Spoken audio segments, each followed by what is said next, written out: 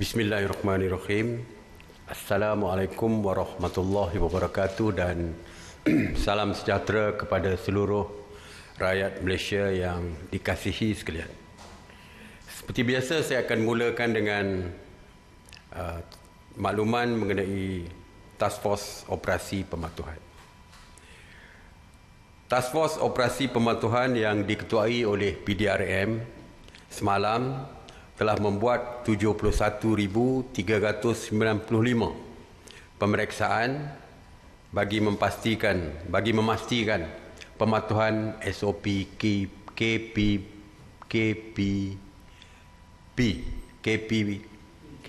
PKPB di seluruh negara.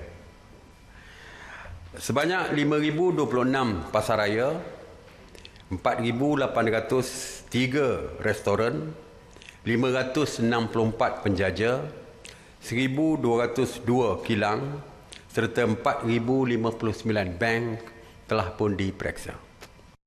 Pemeriksaan juga telah dibuat di 1,155 terminal pengangkutan darat, 199 terminal pengangkutan air dan 225 terminal pengangkutan udara. Pasukan Task Force Operasi juga telah memeriksa sebanyak 25,787 buah kenderaan persendirian, 1,695 kenderaan awam dan 13 wesel.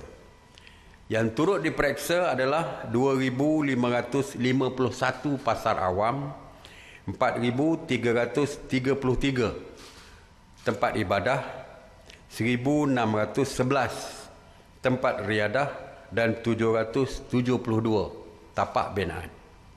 Sebanyak 3,521 pasukan pematuhan telah membuat pemantauan yang melibatkan seramai 19,085 anggota. PDRM juga telah pun mengenakan 150 sekatan jalan raya, rentas sempadan negeri di seluruh negara dan telah memeriksa 194,813 kenderaan. Sebanyak 842 kenderaan cuba merentasi negeri atas alasan mahu pulang ke kampung dan telah pun diarah berpatah balik oleh PDRM. Dan ianya agak meningkat sedikit berbanding dengan 824 kenderaan pada hari sebelumnya. Dan negeri yang mencatatkan cubaan rentas negeri untuk pulang ke kampung yang paling tinggi adalah negeri Selangor, iaitu 514, Negeri Sembilan 54 dan Melaka 51. Semalam PDRM juga telah menahan dan mereman 187 individu di atas kesalahan engkar arahan PKPB. PDRM juga telah pun mengeluarkan kompaun kepada 728 individu di atas pelbagai kesalahan engkar arahan PKPB. Daripada 473 kompaun yang dikeluarkan di Balai Polis, 64 kompaun dikeluarkan atas kesalahan ziarah Aidilfitri. Seperti kita tahu, ziarah Aidilfitri hanya dibenarkan untuk pada hari raya pertama sahaja. Jadi lebih daripada raya pertama, kedua, ketiga, keempat tidak dibenarkan lagi. Dan jika dilakukan, maka pihak polis boleh mengeluarkan kompaun. Sebab itu ada 64 yang dikompaun atas kesalahan tersebut. Dan sebanyak 244 kompaun dikeluarkan di lapangan, yang mana 203 dikeluarkan di sekatan jalan raya.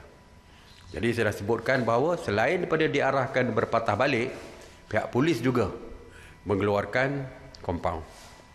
Justru saya ingin mengingatkan sekali lagi bahawa supaya semua rakyat mematuhi setiap SOP dan perintah yang dikeluarkan oleh kerajaan. InsyaAllah, jika patuh kepada arahan, tidak ada siapa yang akan diambil tindakan oleh pihak polis. Jadi yang pentingnya adalah arahan itu perlu dipatuhi. Mengenai berita palsu, sehingga 28 Mei 2020, sebanyak 266 kertas siasatan telah pun dibuka oleh PDRM dan juga SKMM berhubung dengan berita palsu yang berkaitan dengan COVID-19.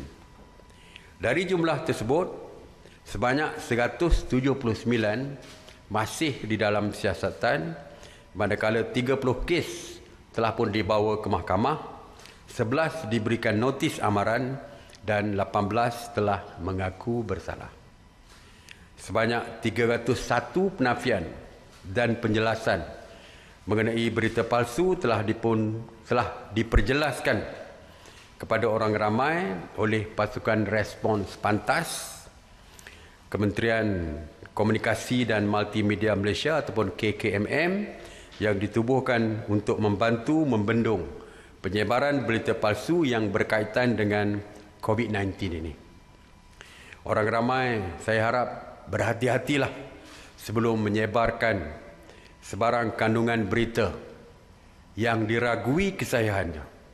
Dan jika ingin memastikan berita itu palsu ataupun sahih, silalah layari www.sebenarnya.my ataupun telefon ke talian 03 8911 5103.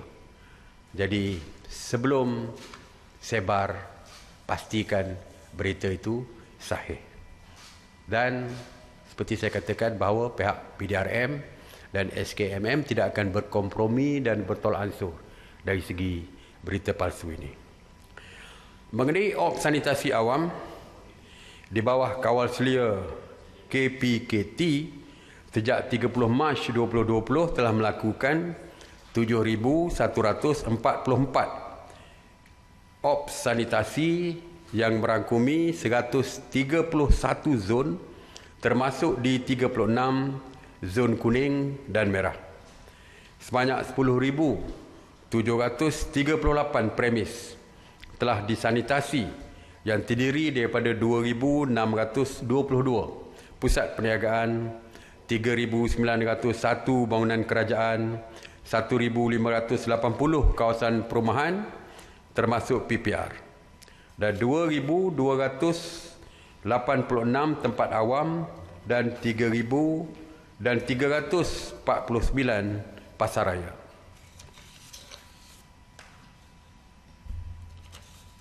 Sanitasi awam juga telah mensanitasi 7,322 kenderaan, termasuk 6,470 bas, 509 van, 201 kereta dan 30 buah lori. Dan turut disanitasi adalah 20 pengangkutan air dan 2 kapal terbang. Semalam, sebanyak 50 operasi sanitasi dilaksanakan yang meliputi 40 zon di 9 buah negeri, iaitu 17 operasi di Sabah, 11 operasi di Johor, 7 operasi di Sarawak, 5 operasi di Kedah, 3 operasi di Pahang dan Melaka, 2 operasi di Terengganu dan 1 operasi di Perlis dan Labuan. Semalam juga 14 operasi sanitasi kenderaan telah dilaksanakan, yang mana 68 kenderaan termasuk 56 bas dan 12 van telah disanitasi. Mengenai pengurusan pusat kuarantin, sehingga jam 8 pagi 28 Mei, jumlah keseluruhan pusat kuarantin yang masih aktif di seluruh negara adalah 269. Dari jumlah tersebut, kini 174 kuarantin digunakan untuk menempatkan 12,913 person under surveillance ataupun PUS. manakala 95 pusat kuarantin bersiap siaga untuk diaktifkan jika terdapat keperluan untuk menempatkan PUS tadi. Semalam, seramai 886 rakyat Malaysia telah pun pulang ke tanah air daripada Singapura, Indonesia, Thailand, Brunei, Mesir, Hong Kong, Jepun serta Qatar, dan mereka telah pun dikuarantinkan secara wajib. Seramai 43,025 rakyat Malaysia yang pulang dari luar negara telah dikuarantin wajib sejak 3 April 2020, dan sehingga ke hari ini seramai 34,445 individu telah pun menjalani tempoh kuarantin wajib selama 14 hari dan telah pun dibenarkan untuk pulang ke rumah masing-masing. Mesyuarat khas menteri-menteri pagi ini mengenai pelaksanaan PKP ini telah pun berbincang mengenai keperluan untuk membayar 50% bagi rakyat kita yang pulang ke tanah air, ya. Dan setakat hari ini rakyat kita yang mendaftar dengan pejabat kedutaan kita di luar negara melalui online dan lain-lain, dan telah pun menandatangani surat laku janji untuk membuat pembayaran hotel sebanyak 50% tersebut. Setakat hari ini 18,000 telah pun mendaftar untuk pulang ke tanah air, dan antaranya adalah pelajar-pelajar yang tamat tempoh pengajiannya, yang tidak lagi perlu berada di luar negara kerana mereka telah pun tamat tempoh. Oleh itu, mesyuarat pagi tadi telah pun membuat keputusan bahawa mana-mana pelajar yang tamat tempoh yang terpaksa pulang ke tanah air, dan mereka ini ditaja oleh agensi-agensi kerajaan dan juga di bawah JPA, mereka ini kos hotel tersebut mesti ditanggung oleh penaja mereka. Jadi dulu ramai yang memohon supaya dikecualikan dan sebagainya pelajar-pelajar tersebut. Sekarang ni kita telah pun bersetuju supaya penaja yang membayar. Jadi ibu bapa tak perlu bimbang jika anak mereka sudah tamat belajar untuk balik, walau mana pun mereka tetap di kuarantin selama 14 hari. Cuma kos pembayaran untuk hotel tersebut akan ditanggung separuh oleh penaja dan separuh oleh pihak kerajaan.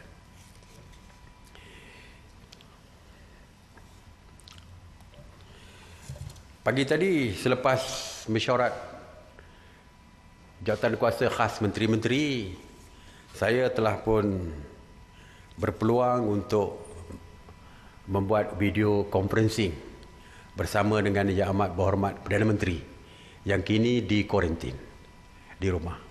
Biasanya laporan saya akan saya buat di mesyuarat khas MKN yang dipengusikan oleh Yang Amat Berhormat Perdana Menteri. Tetapi kerana Yang Amat Berhormat Perdana Menteri di kuarantin, maka saya bersama-sama dengan DG ataupun Ketua Pengarah Kesihatan membuat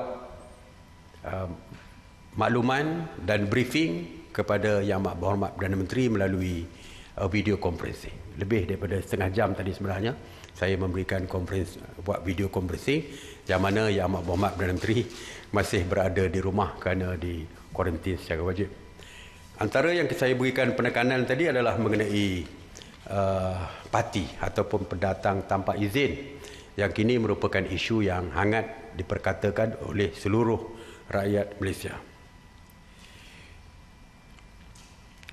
Setakat hari ini, kesemua 4,399 pendatang tanpa izin ataupun parti yang berada di 3 depo tahanan immigration, iaitu di Bukit Jalil, di Semenyih dan di KLIA ataupun Sepang, telah pun selesai menjalani saringan untuk COVID ini, iaitu saringan secara swab test, dan didapati hanya 13 lagi yang masih menunggu laporan kesihatan. Ada 13 saja. Yang lain telah pun disaring dan telah pun mendapat keputusannya.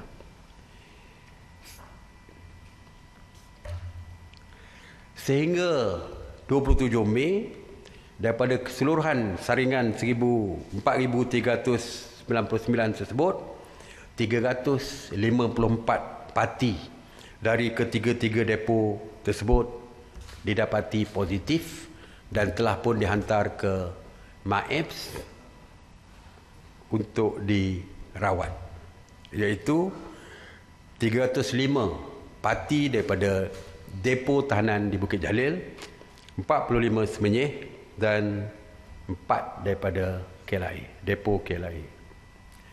Selain daripada parti, pegawai dan kaki tangan depo tahanan yang terbabit juga dibuat saringan swab test. Termasuklah mereka yang ada kaitan dengan depo seperti pembekal makanan dan sebagainya juga disaring. Kita telah pun menyaring seramai 353 kaki tangan dan mereka yang berkaitan di 3 pusat depo yang saya sebutkan tadi, depo pusat tahanan yang sebutkan tadi, dan didapati 1 kaki tangan didapati positif. Yang lain semuanya adalah negatif.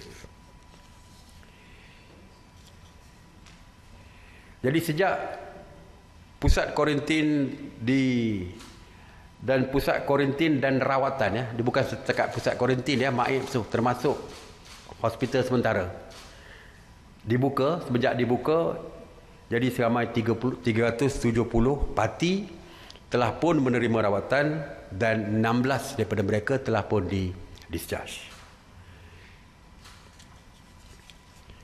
Seperti yang saya umumkan semalam, bahawa parti yang telah pun disaring dan didapati positif, didapati negatif, kita akan hantar mereka pulang ke tanah air mereka. Ya. Jadi saya ingin mengucapkan setinggi-tinggi terima kasih kepada 3 negara, wakil mereka di kedutaan mereka di sini, kerana telah pun memberi respon yang positif kepada saranan kita untuk menghantar rakyat mereka pulang ke tanah air mereka selepas kita membuat saringan dan didapati negatif. Negara tersebut adalah Indonesia yang bersetuju, Nepal dan juga Bangladesh yang mengatakan persetujuan mereka dengan cadangan kerajaan kita untuk menghantar pulang rakyat mereka yang berstatus negatif COVID-19 ini. Dan kita telah pun meminta kepada Kementerian Luar untuk berbincang dengan rakan sejawat mereka di 3 negara, termasuk juga lah dengan pegawai di kedutaan di negara mereka di Malaysia ini, untuk membincangkan mengenai proses penghantaran pulang rakyat mereka tersebut.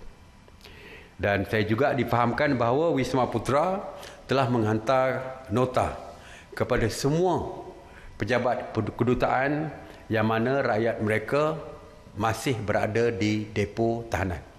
Jadi saya mengharapkan supaya kedutaan-kedutaan negara lain mengikuti apa yang dilakukan oleh kedutaan Indonesia, Nepal dan Bangladesh ini, supaya bekerjasama dengan kerajaan Malaysia untuk menghantar pulang rakyat mereka. Seperti yang saya sebutkan di beberapa PC saya yang lepas, bahawa kerajaan memandang serius dari segi kemasukan parti ataupun pendatang tanpa izin ini, terutamanya melalui lorong-lorong tikus. Ya, dan kita merasakan bahayanya apabila selepas hari raya nanti takut ada yang pulang. Kerana polisi kita jelas. Polisi kita adalah apabila rakyat negara warga asing pulang ke tanah air mereka tidak boleh pulang semula ke Malaysia sewaktu PKP ini.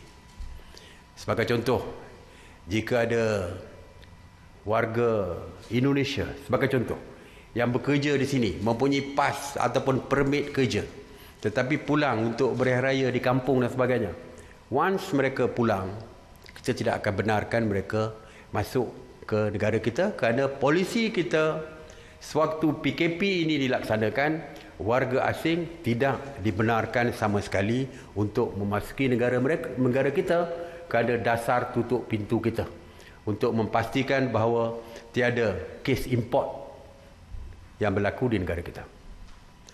Walaupun itu yang kita membimbangkan kita, takut mereka menggunakan lorong-lorong tikus untuk masuk kembali ke negara kita. Oleh itu, operasi benteng ataupun Ops Benteng telah pun dilaksanakan yang melibatkan Angkatan Tentera Malaysia, Polis Diraja Malaysia, Agensi Penguatkuasaan Maritim Malaysia, Agensi Keselamatan Sempadan Malaysia yang melakukan operasi secara bersepadu bagi mengawal ketat sempadan negara, khususnya lorong-lorong tikus yang mungkin akan digunakan oleh warga luar, warga asing masuk secara haram melalui lorong-lorong tikus.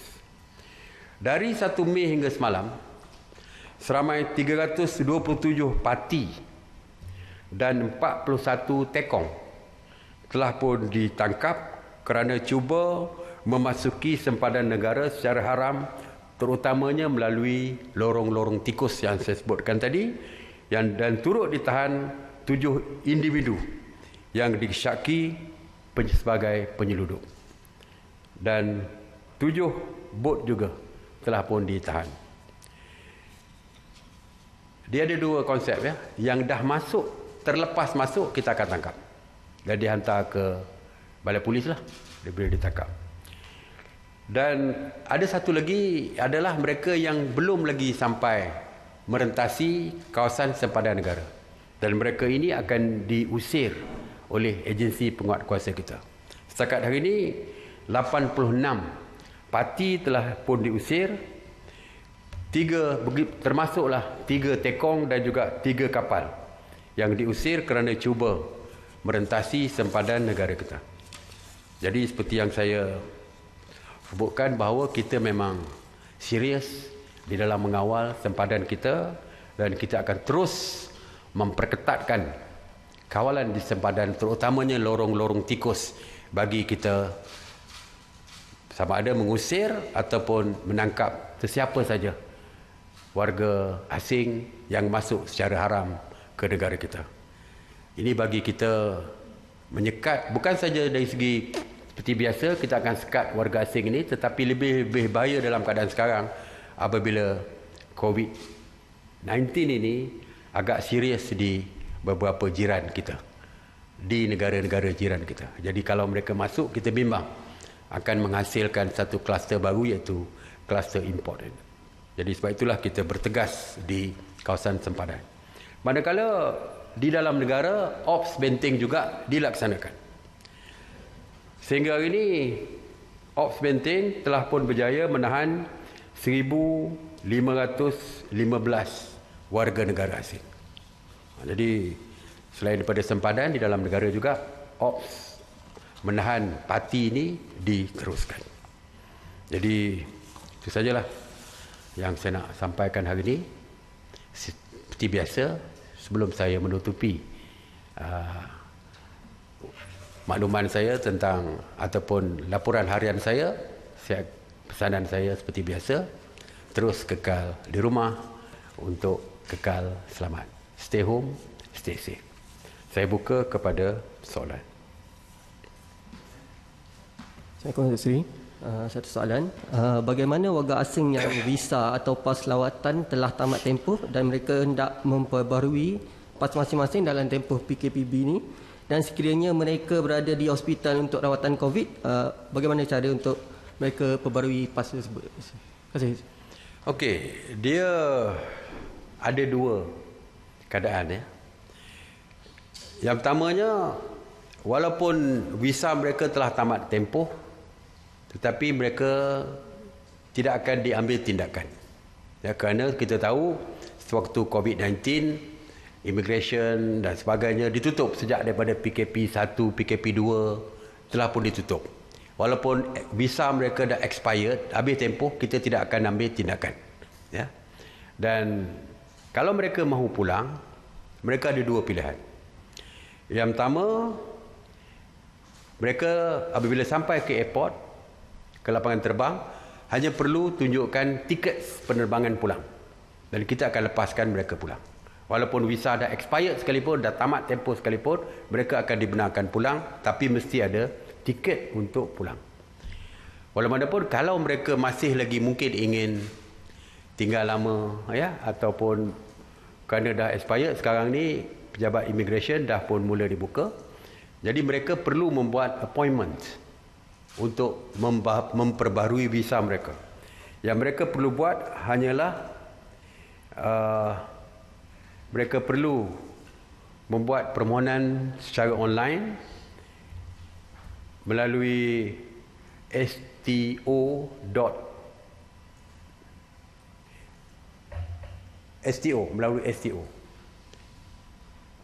melalui online STO.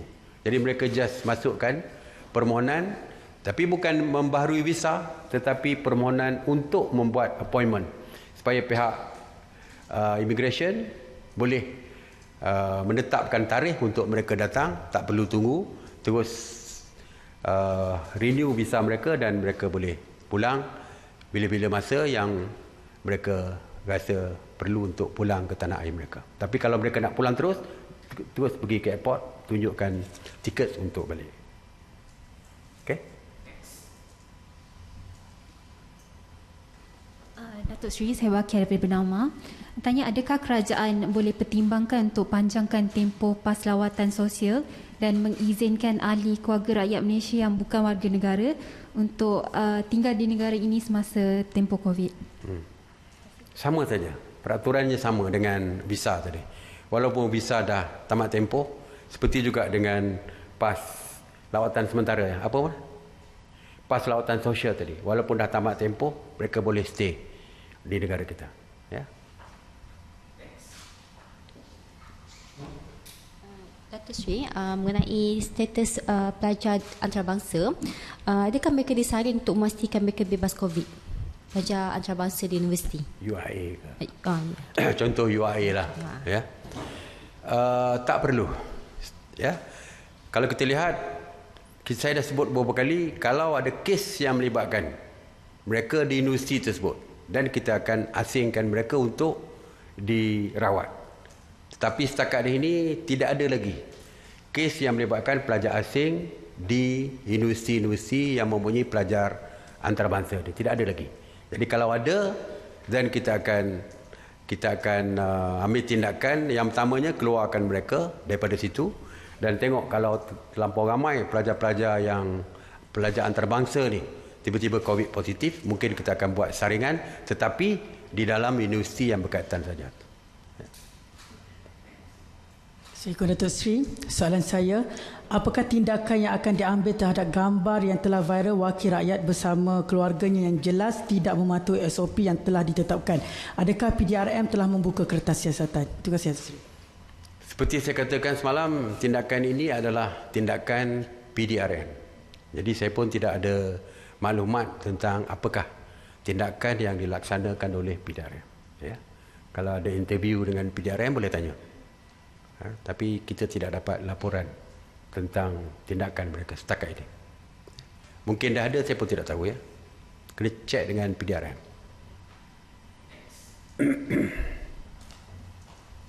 Assalamualaikum Datuk Seri, saya Fauzia dari Bernama. Soalan saya, baru-baru ini ada banyak kerajaan negeri sudah melancarkan kontrak tracing app untuk COVID. Contohnya Penang ada PG Care, Sabah ada Sabah Trace, Selangor ada Selangkah Johor, ada Jejak Johor, dan kerajaan sendiri ada MyTrace. Soalan saya, bagaimana kerajaan persekutuan akan promote MyTrace kepada orang ramai kerana terlalu banyak aplikasi sehingga menimbulkan kekeliruan orang ramai? Terima kasih. Okey, saya mencadangkan supaya yang negeri itu, negeri kita tidak halang negeri untuk mempunyai apps mereka sendiri. Untuk kajian persekutuan kita ada 3 apps. Apps My Sejahtera, apps My Trace dan juga apps Gerak. Apps Gerak ni kita akan gunakan nanti kalau sudah boleh digunakan untuk mendapatkan QR code supaya apabila kita pergi ke shopping mall, restoran dan sebagainya, ramai yang takut nak tulis nama, nombor telefon. Dengan adanya QR code yang akan dikeluarkan nanti, tak perlu lagi menulis nama, nombor telefon dan sebagainya, cukup dengan QR code tersebut. Jadi saya menggalakkanlah orang ramai supaya downloadlah apps yang ada di peringkat persekutuan ini. Walaupun kita juga tidak menghalang untuk upload apps di peringkat negeri, ya, kerana mungkin dari segi peranannya adalah berbeza. Dari segi objektif tujuannya mungkin berbeza. Okey. Datuk, sekurang-kurangnya 10 rakyat Malaysia telah meninggal dunia di New York, Amerika Syarikat akibat COVID-19 berdasarkan daripada kenyataan yang telah dikeluarkan oleh Persatuan Malaysia Amerika. Jadi apakah kerajaan sedia maklum berkenaan dengan isu ini, ataupun apakah yang kerajaan boleh lakukan melihat kepada rakyat Malaysia yang meninggal, ataupun ada data di negara-negara yang lain? Dan soalan yang kedua, Datuk, saya nak tanya berkenaan dengan peranan rela. Kita tahu rela juga adalah frontliners, mereka juga bersama dengan ATM dan PDRM untuk mengawal segalanya. Jadi orang ramai ingkar kepada rela sebab mereka tahu rela tidak mempunyai kuasa untuk menahan dan sebagainya. Sebenarnya apakah konsep atau kuasa yang rela ada dalam tempoh PKPB ni? Okey, untuk rakyat kita di Amerika, ya, 10 orang katanya. Pagi tadi pun kita cek dengan pihak Wisma, pihak Kementerian Luar. Kementerian Luar pun tidak mendapat maklumat pun tentang perkara ini. Jadi oleh itu tidak tahu statusnya. Adakah berita itu benar ataupun adakah berita itu bukan berita yang benar. Jadi kita tidak tahu, Kementerian Luar pun tidak tahu, Wisma Putra tidak tahu. Dan Wisma Putra sedang menyiasat perkara ini. Cuma saya nak pesan kepada rakyat kita yang berada di luar negara. Ya, di luar negara. Jika ada timbul masalah yang mereka hadapi, apa saja isulah, sila hubungi pejabat kedutaan kita. Sebab pejabat kedutaan kita pastinya akan membantu rakyat kita yang berada di luar negara jika timbul masalah kepada mereka. Jadi kalau macam seperti ini, saya percaya tentulah pejabat kedutaan di Amerika tidak tahu agaknya. Saya pun tidak tahu kerana Kementerian Luar pun masih belum dapat maklumat secara rasmi tentang apa yang berlaku di Amerika tersebut. Kononnya ada 10 orang rakyat kita yang meninggal, katanya, kerana COVID-19 di Amerika. Jadi tidak diketahui perkara tersebut. Mengenai rela, memang betul rela tentera, Angkatan Tentera Malaysia pun tidak ada kuasa menangkap, ya, tetapi tentera misalnya hanya membantu pihak polis untuk melaksanakan tugas mereka. Dari segi rela, membantu pihak polis untuk melaksanakan tugas polis. Dari segi pemantauan dan sebagainya, mengingatkan orang ramai, dan jika engkar, rela boleh memaklumkan kepada polis untuk diambil tindakan oleh pihak polis. Apabila saya mengatakan bahawa ketua-ketua komuniti juga perlu menjadi frontliners selepas ini, perlu menjadi barisan hadapan untuk memastikan pematuhan komuniti di bawah jagaan mereka. Mereka juga ketua kampung misalnya, tok pengulu, pengurusi masjid. Mereka juga tidak mempunyai kuasa menangkap, tetapi tugas mereka adalah untuk membantu. Jadi yang lain yang ada kuasa menangkap polis, tetapi yang lain hanyalah membantu. Kalau kes jenayah berbeza. Kalau kes jenayah, kita ada citizen arrest, kuasa warga negara untuk membuat tangkapan. Tetapi ini kes yang melibatkan SOP misalnya. Jadi tugas mereka adalah membantu dari segi kepatuhan rakyat kepada SOP. Dan mereka kalau didapati ada yang engkar, mereka boleh melaporkan kepada polis untuk membuat tindakan di segi perundangan. Jadi saya harap orang ramai jangan melihat bahawa apabila rela memberi nasihat, mereka tak takut dan melanggar dan engkar kepada nasihat rela. Saya harap tidak berlaku seperti itu, kerana apa yang rela lakukan, apa yang APM lakukan, apa yang kita nak supaya pemimpin komuniti lakukan adalah untuk menjaga kebajikan dan kesihatan mereka dan seluruh keluarga mereka dan masyarakat di sekitar mereka. Jadi anggaplah apa yang dilakukan oleh Rela, APM dan lain-lain adalah untuk kepentingan mereka.